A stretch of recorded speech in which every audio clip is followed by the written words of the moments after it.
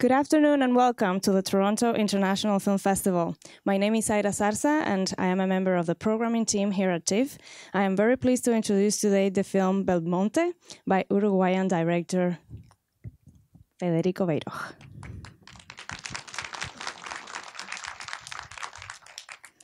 To begin, we would like to acknowledge that this event is taking place on the treaty territory of the Mississaugas of New Credit and the traditional territory of the Haudenosaunee, the Anishinaabe, and the Huron-Wendat. We're grateful to have the opportunity to work in this community.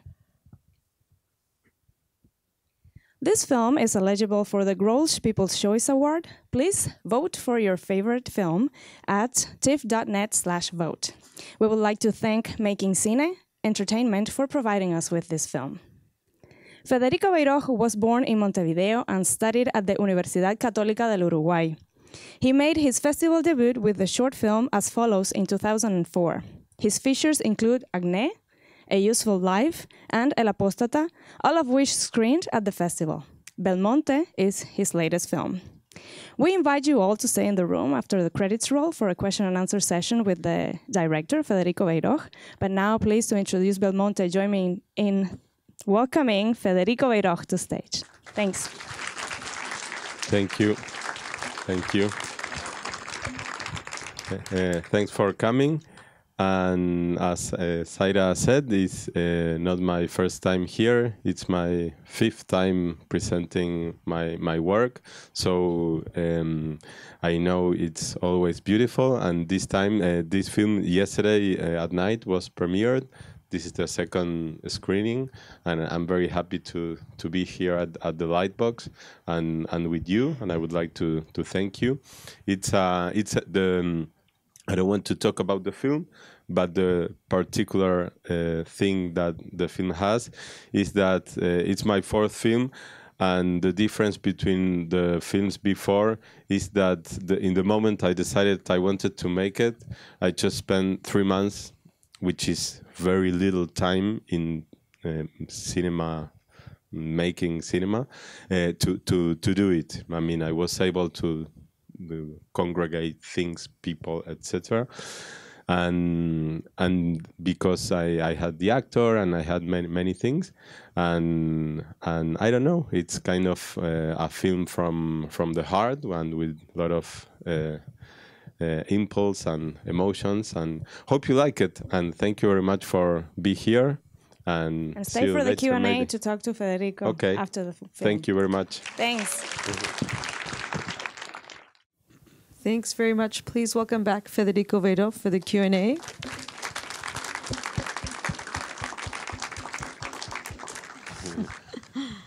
Thank you. Well, one of the questions that I asked Federico is his last film, he worked with a really close friend, and that you co-wrote the script with, like The Apostate, and you cast him as your lead actor. And in this film, you cast your friend Gonzalo Delgado, your art director and co-writer. And can you just talk a bit about how you came to this decision and how that affected the film? The next one, no, it won't be like this. It will be with real actors. It's life coincidences together with cinema coincidences, because this character, I mean, this particular and ambiguous and ironic, sad, or whatever things are feeling about him, was perfect for Gonzalo, for his humor. And he's not a real actor in his real life, but he wanted to play, and he played in some other films. This is his first main role, and it was intended for him, and the writing and everything was made for him. I thought that for me the only way to capture this energy, this mood, and this anguish, it was with him. I saw it was perfect. And he's also the painter of the paintings, and he's one of my best friends, and I also work with him in my old films, and he's one of the most talented people I've ever met. So why not using him. I mean, it was, as I said before, the screening. It was a film that I made from the heart, meaning that I needed to do it, and also I needed to see him in the screen, you know, and it was I had that need, and since it's a film that we had no commitment in terms of economies or co-producers. I mean, I just could do it in the way I wanted, and it was this the result. Yeah. Thank you. We have some time to take some questions from the audience for Federico. If anyone would like to. Yeah, over here. Go ahead.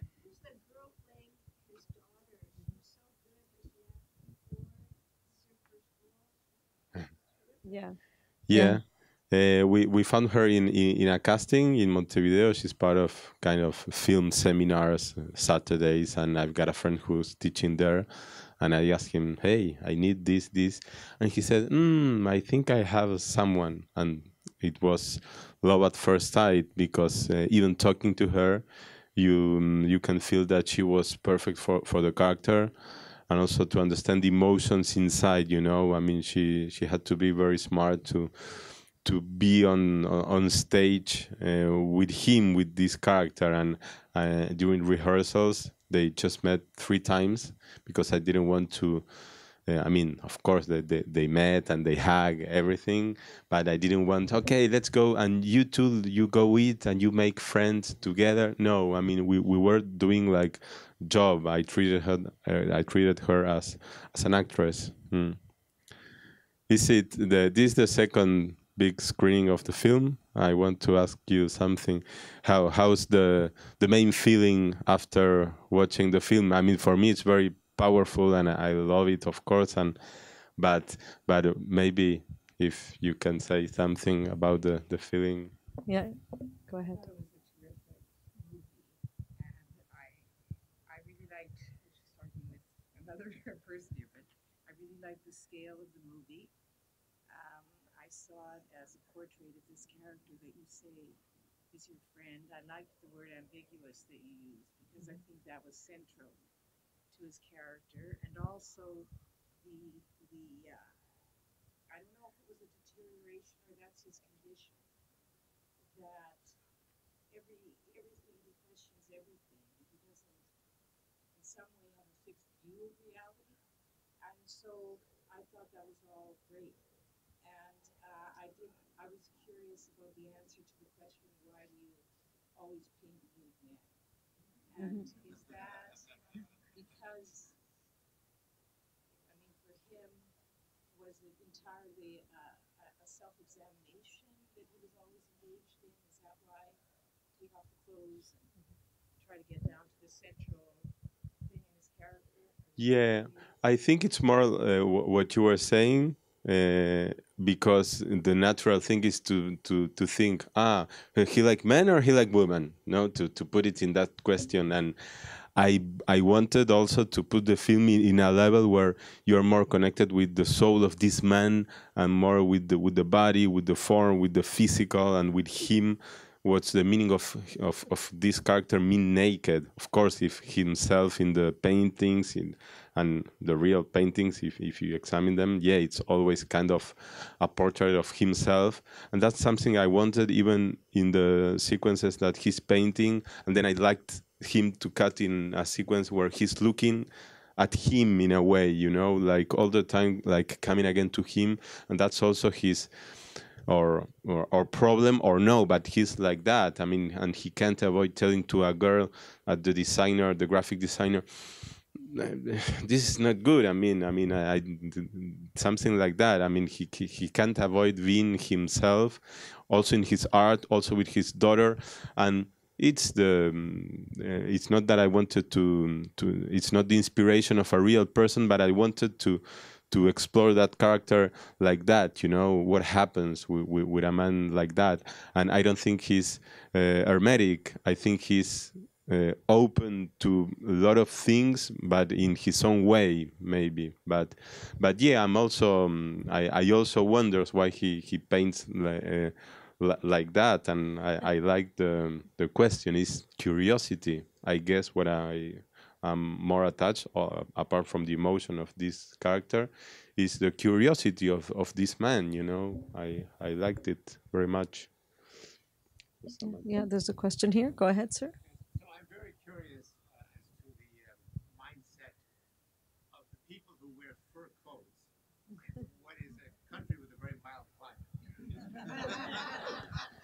We're in Uruguay. There's no. I mean, we have all the the seasons, and in winter is not like below zero. I mean, it's Celsius in Uruguay. It's not Fahrenheit, but it's not like below zero. But in any case, like in every part of the world, it was fashion now to wear furs, and also the modern look at that on a screen for us, modern time in 2018. That's what I wanted also, not to generate, but what I mean, this is strange, you know, and it is for me, and this place exists, and I wanted to put this family business, you know, like that, not in a not like the decadence, you know, but to, I mean, to keep that, you know, I don't know, I liked it because it also connected me with the place where this man comes from, you know, a place with furs to cover someone, and in a very when you are in the process of making a films, you talk a lot of things, not for interpretation, but okay, we treated also the furs as kind of the mother or the father, like the skin, and then he uses like campera de cuero, como se dice, leather skin, and in a way he's also all the time kind of painting naked man, you know, the thinnest skin, I mean, as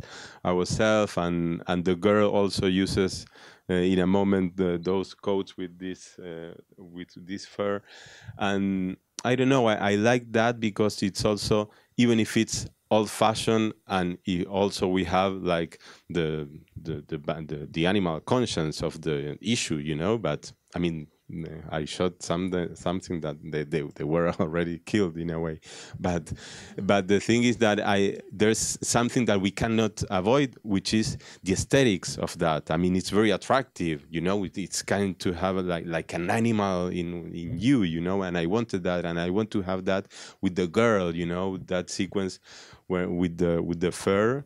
And that was very important for me because I wanted that to be in contact with that, you know, just to see what happened. And I like, because it's something that, yeah, it's nice and it's fair, and it's like el zorro, you know, the animal, but the fox. But yeah, I mean, it's not so nice, or yes, it has many lectures. Yeah.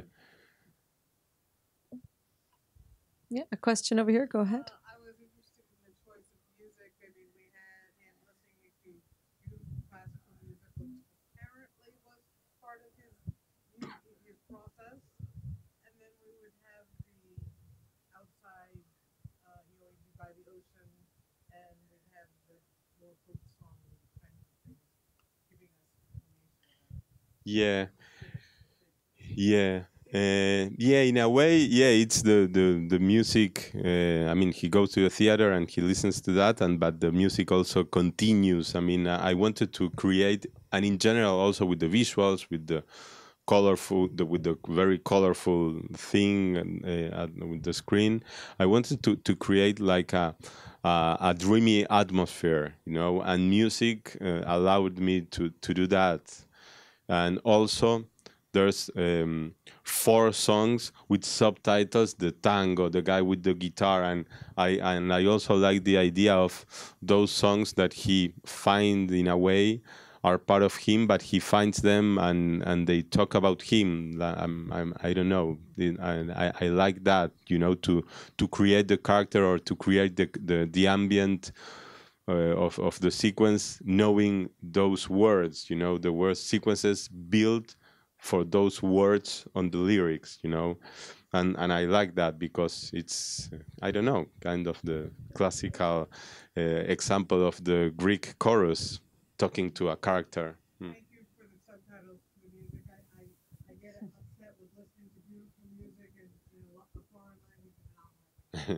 Yeah, thank you. Another thing that I think is interesting to talk about is a lot of the locations that you chose that are special to you. Can you tell us a little bit about Yeah, where you shot? the film was shot in Montevideo. It's a small city in the coast, and yeah, also part of the inspiration of the film was some of those locations. When I was talking before about the mood or the emotions of the character I wanted to of the film I wanted to make, the locations were inside maybe the museum, one of the latest sequences was that was a place where I wanted to make a sequence long time ago. You know, I had many ideas, and it's a very important place to me. I go with my kids, and I don't know. There are places that they belong to me. Also, the theater. It's the main theater for concerts and theater in Montevideo. It's a very special place to me, and I'm not the kind of writer who goes to an office and writes a film like a administrator of film, you know. But I write. Yeah, I'm more like a fisherman. I go to places, I see things, and I build in my head. So those locations sometimes are places where I found inspiration, and sometimes I even wrote there. But there's places where I know I can take some fishes. So meaning that I can collect sequences where I can get inspiration, or where places where uh, things happen to me. Yeah. You think it's depression, the the film, or depressing? No. It's melancholy. Melancholy. Melancholic at times. We've got a couple of questions. I'm going to start at the back, and I'll get to you next. Yeah, go ahead, sir.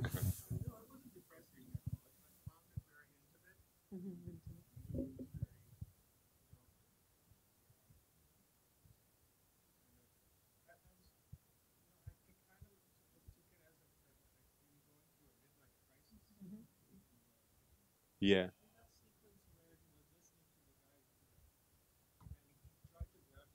Hmm.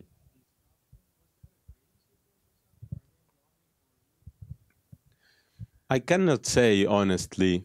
I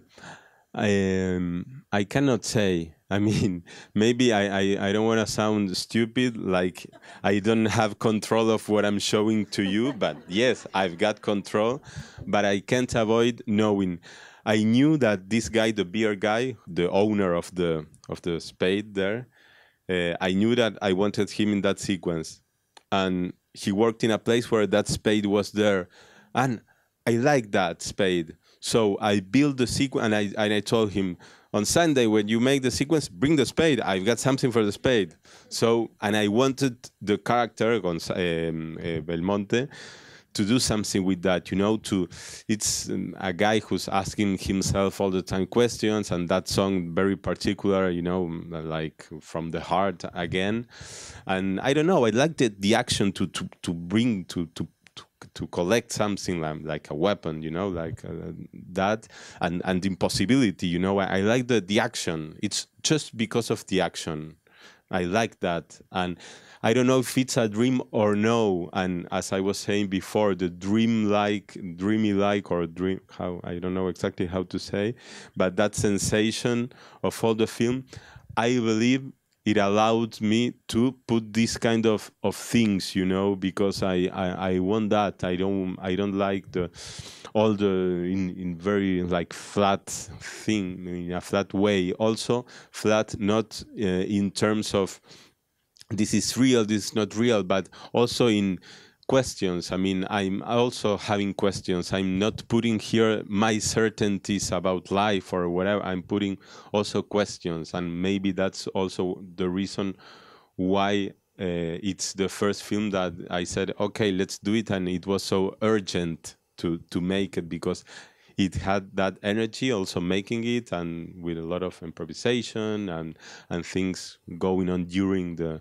shooting. It was not the kind of close script to do it. It was very free in that way, and that's part of that. I mean, maybe yeah, it's a dream, maybe no, but in any case, it's on the screen, and it continues something that came before, and then something else comes, and then okay, you see the girl at the deciding the painting. I don't know. It's just to, in a way, it's a film for me that talks about emotions, or at least I want that, and I'm thinking all the sequences like putting like little moments where when you are collecting your items on the beach, collecting everything, so you go with that, and I want that, to collect, to build that character, to yeah. And that's also part of it, the act of having that. I don't want him all the time passive. No, I don't see him like that.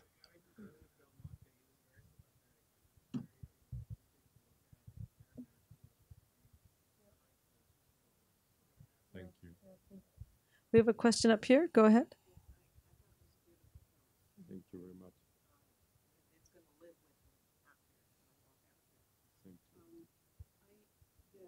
When the wife, former wife, asks him, "Can I count on you?"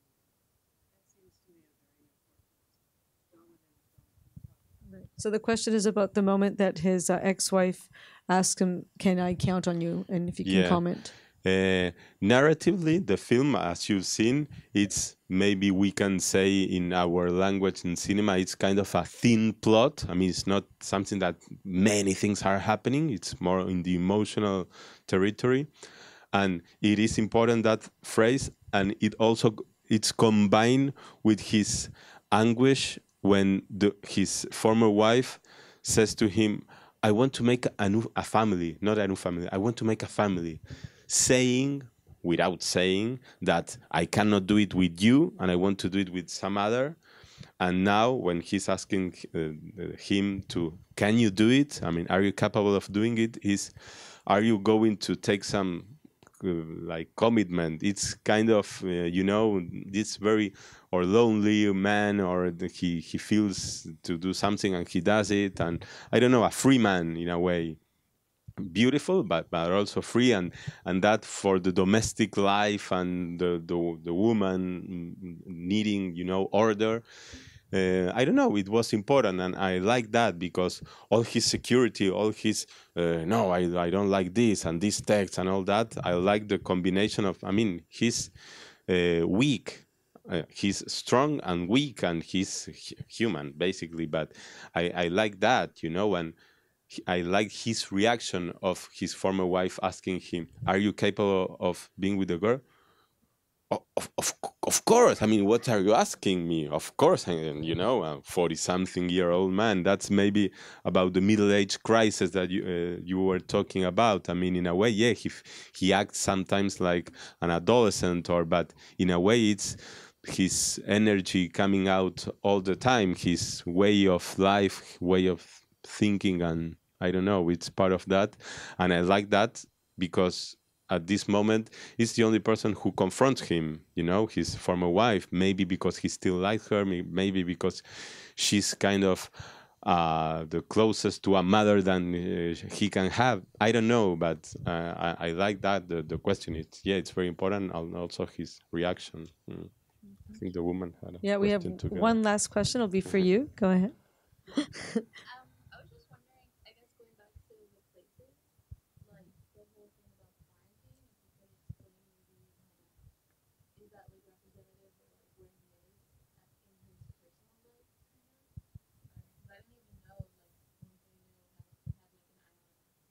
Oh, okay. Yeah, the time when he talks about the quarantine, if you can talk about how that was important. Yeah, it's the place where they visit that island, even if it's not said, "Okay, let's go, stop painting, let's go to the quarantine that you had homework," and all that. Because when at the island, you don't see the construction, the old construction. I mean, it's very subtle. And yeah, it's an island 1 hour from Montevideo, and like some other places in the world, it was used for that, and then it was used as a jail, and it's abandoned, and it's called Isla de Flores, Flower Island, and it's a very death place. I mean, as you see it now, the kind of dreamer-like sensation, it's because we put those clouds, you know, and we made some visual effects also to build kind of fantasy island, you know. Also in the shot from the boat, you can see that something not very real. I like that not very real thing, you know, because I don't know, I'd like to enter into an unknown world. So with the excuse of her homework and the quarantine and all that, it was the excuse to go to that place, you know, even if they don't talk about it. He just say, if you don't leave us, if somebody doesn't leave us on quarantine, we come here in an hour. And, you know, you just say that. And I don't know, I thought it was a perfect place to be combined with the song. As I was saying before, there were also, apart from the character, the sensations and the places, the inspiration of the music. That I knew that I wanted to use that song before making the film, and we were shooting the sequence of that song. It's called Imagine Sunny, the song in Spanish, Imagínate mijo. It's a very special song that talks about the middle-age crisis, a man in himself, asking himself when his son is going to ask himself, you know, very crazy Kafkian thing, you know. And I thought that place with death smell, you know, it was nice. It's death smell, but also nice, you know. And I liked also the thing, the ambiguity of it. I liked it. Thank you. Well, Federico, thank you for coming. Once again, we've had all his films here at the festival, and we want to continue to do that. And congratulations, and thank you all for being with us today. Thank you.